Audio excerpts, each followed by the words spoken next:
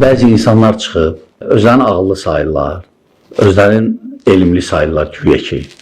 Və deyirlər ki, Peyğəmbər sallallahu aleyhi ve sellemin hədislərini biz qəbul etmirik.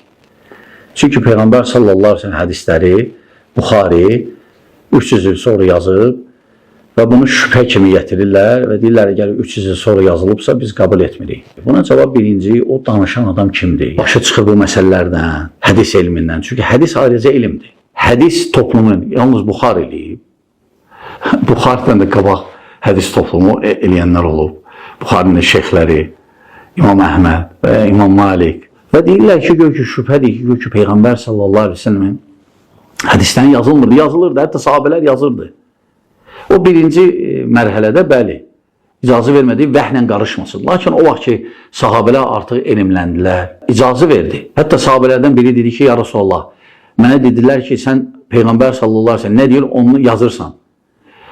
Gedib ondan soruşduğum Peyğəmbərin özündən, sallallahu aleyhi ve sellemin. Dedi ki, Allah bu ağızdan haqdan başqa heç nə çıxmır. Allah subhanahu teala buyurur ki, وَمَنْ يَنْتُقَ عَنِ الْهَوَى Peyğəmbər sallallahu aleyhi ve sellem danışığı hava deyil. اِنْ هُوَ اِلَّا وَحْيٌ يُوحَى Yəni onun danışığı da vəhdir. Peyğəmbər sallallahu aleyhi ve sellem yeganə şəxsdir ki, onun sözlərinə belə diqqət olunub inləyəcən. Yeganə şəxsdir. Necə ki, Quran-ı Kərim yeganə kitabdır ki, ona bu cür xidmət olunub, qorunub.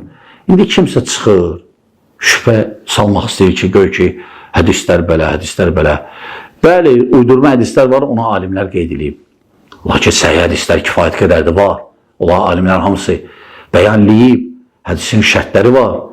Bir hədisin səhih olmaq üçün 5 şərt var. Elə belə deyil, kimsə oturub özündən nağıl uydursun və desin ki, gör ki, bu hədisdir. Ona görə onların danışıqları batildir. Əslən, hələ adamlara qulağı asmayın. Onlar sizi azdırır, heç nə aparır.